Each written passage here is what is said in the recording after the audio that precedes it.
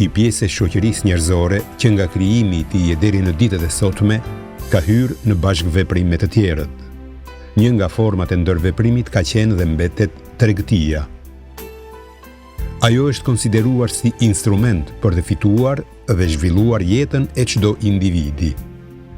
Qytetërimet e ndryshme nga lindja në Perëndim janë emancipuar si në aspektin shpirtëror, por edhe në atë material, fal tregtisë dhe kulturave që ato prodhonin nga një vend në tjetrin.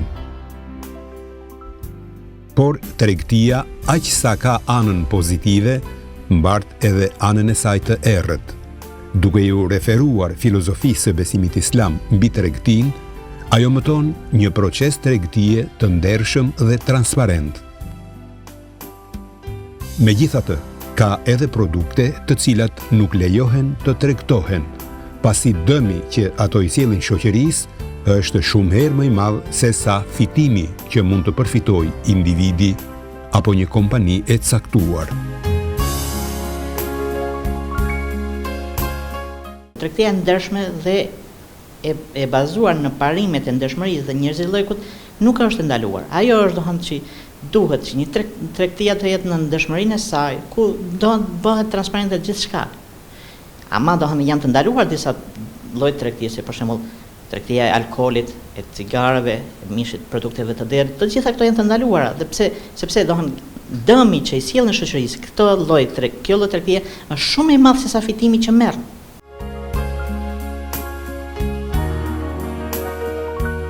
Një nga elementet që përdoret në procesin e shkëmbimeve midis njerëzve, qofshin ato materiale apo monetare, është edhe kamata. Sipas filozofisë islame, kamata është ndaluar në tregti, pasi ajo hap rrugët e fitimeve të pamerituara. Për një tregti më të shëndosh, kërkohet që tregtari të ketë njohuri të mjaftueshme lidhur me administrimin e mallit. Sipas besimit islam, personi që nuk i di rregullat dhe normat lidhur me tregtinë, është më mirë që të mos bëjë tregti, pasi nga padia ai mund të hyjë në kamat. Kamata është dy llojesh. Kamata është kur një i pasur merr për të para me fajde për të shtuar pasurinë e tij, dhe një i varfër që merr para me fajde për të mbuluar nevojat e tij personale. Pra thonë, të dyja këto janë të ndaluara në islam. Dhe janë të ndaluar edhe dëshmitarët, edhe ata që bëjnë kontratat e të gjitha këto.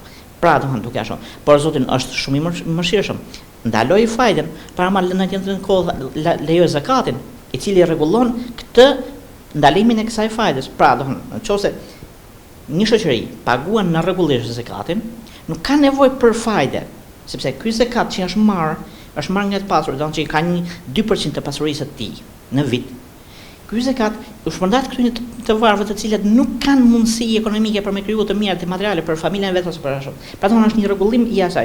Pra thonë ndaloi fajden Zoti dhe krijoi zakatin.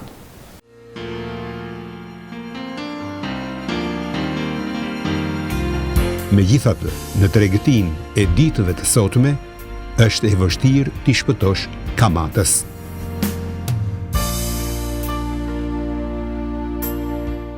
Sot nuk ka gjë pa kamat, ashtu siç hadithi profetit Muhammed sallallahu alaihi wasallam thotë që do vi një kohë që edhe ata që nuk do të merren me kamat, pluhuri i tyre do t'i zë. Kamata në vetvete është vetë përdorimi i lekut, pra i paras. Përdorimi i saj ka inflacion ose deflacion, pra ka rritje dhe ulje në bazë të mallit, në bazë të prodhimit që ka dhe në bazë të floririt.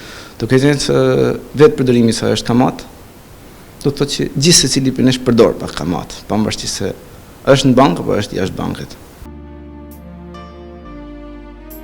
Qëllimi kryesor i tregtisë është fitimi, por që fitimi të quhet i lejuar, ai duhet të arrihet brenda rregullave të tregut dhe zhvillimit të tregtisë sipas sistemit islam.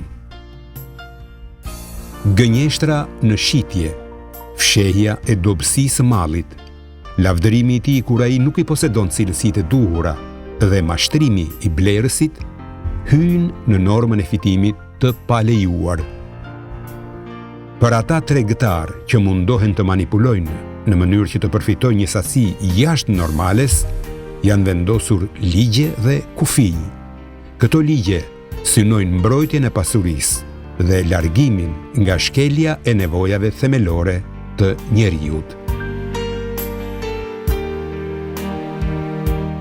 Nuk mund të krijohet një fitim pa limit. Kjo është fitimi që është regulativ, do thonë arrin deri në 30% të fitimit, jo më tepër.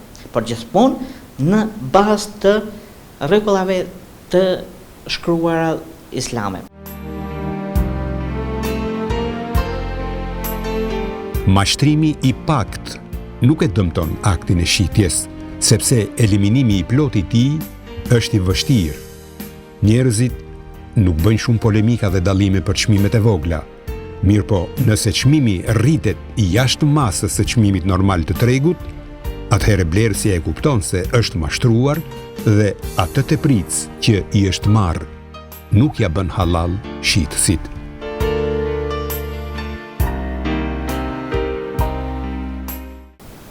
Është shumë e vështirë sepse një herë duhet i bindesh njerëzit, që unë të jap ty lekun, që ta përdorosh të do marr përqindjen e aq sa zën vend tek biznesi apo tek puna që do bëhet. Dhe për ta besuar këtë njerëzit, ku sot materializmi është në një piedestal, është shumë e vështirë. Kështu që duhet krijohen një grup njerëzish që me të vërtetë janë të besueshëm kur përdorin aksionet e tuaja, qoftë sepse risku ndahet për gjysmë, edhe për kredidhancin dhe për kredimarrësin, edhe për investuesin edhe për zbatuesin. Për të shmangur gënjeshtrën, mashtrimin, manipulimin e blerësit dhe fitimin e pamerituar, sistemi tregtar i ditëve të sotme duhet të marrë në konsiderat parimet themelore të tregtisë islame. E para, tregtinë e sinqertë dhe të pastër. E dyta, heqjen e kamatave dhe rregullimin e fajdeve, për ndalimin e tyre.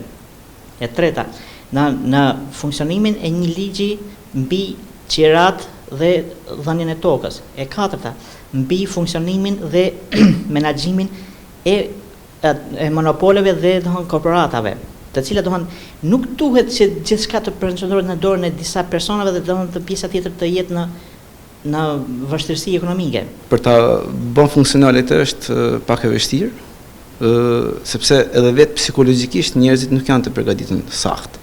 Dhe hapat duhet hedhën një mas një, domethënë. Zbatimi i këtyre parimeve të tregtisë islame do të bënte të mundur ngushtimin e hendekut midis të varfërve dhe të pasurve. Kjo do të ndikonte në një shpërndarje më të drejtë të ardhurave dhe do të ulte nivelin e varfërisë. Zbatimi i këtij sistemi ekonomik duhet të shkojë paralelisht me ndërtimin moral të njeriut për të mos vjedhur dhe gënjur. Kjo rregullon atë ndryshimin klasor në një shoqëri ekonomike. Pra rregullon disnivelin midis të pasurve dhe të varfërve. Sistemi islamik, në qoftë se zbatohet tamam, sipas termave dhe kushteve, është sistemi më i mirë ekonomik, sepse është një sistem jetësor, nuk është gjithçka paraja. Ndërtimi i asaj i atij sistemi është paralelisht në ndërtimin e njeriut. Nëse ne nuk do ndërtojmë njeriun, pra ai njeri që është i drejtë dhe nuk ka dallaverën e tij në shpirtin e tij dhe brenda tij, është vështirë për të zbatuar.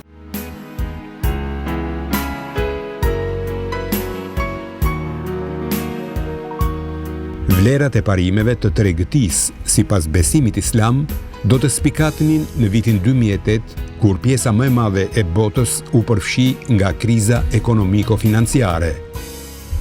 Shumë banka në Europë dhe Shtetet e Bashkuara të Amerikës falimentuan. Niveli i qarkullimit të paras era ndjeshëm. Tregtia kishte ndalur hovin e dikurshëm. Në vendet e botës islamike që aplikonin sistemin tregtar islamik, panorama ishte krejt tjetër. Fitimet ishin dyfishuar dhe sistemi ekonomik ishte fluid. Kjo bëri që edhe perëndimi të aplikojë në një pjesë të bankave të tij filozofinë e tregtisë së besimit islam.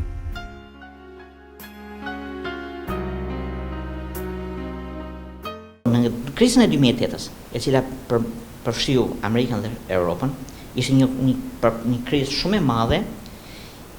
Në ndryshim nga këta, sistemi bankar islamik, i cili është i bazuar mbi termat islame, jo vetëm që nuk pësoi krizë, por dyfishoi rezultatin. Dhe nga kjo, ekspertët e ekonomisë botërore filluan të shikojnë mënyrën se si funksionon kjo. Të gjithë bankat në Europë, bankat e mëdha, Raiffeisen në Vienna, Lloydsi në Angli, HSBC në Angli, UBS në Union Bank of Switzerland në Zvicër, kanë hapur Islamic Window, sektorin e bankave islamike në bankat e tyre. Dhe kanë marrë ekspertët nga ekonomia islame, të cilët funksionojnë në bazë të parimeve islamike.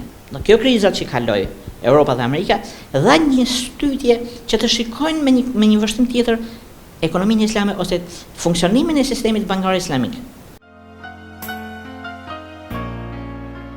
Përfshirja e disa prej aspekteve kryesore të tregtisë sipas besimit islam në ekonomitë e vendeve të ndryshme të botës, si në lindje ashtu edhe në perëndim, ka hapur horizonte dhe vizione të reja mbi konceptin që kemi mbi tregtinë. Kjo ka sjellë një qasje më objektive ndaj sistemit tregtar islamik, sepse ky sistem i jep përparësi vlerave njerëzore dhe jo paras.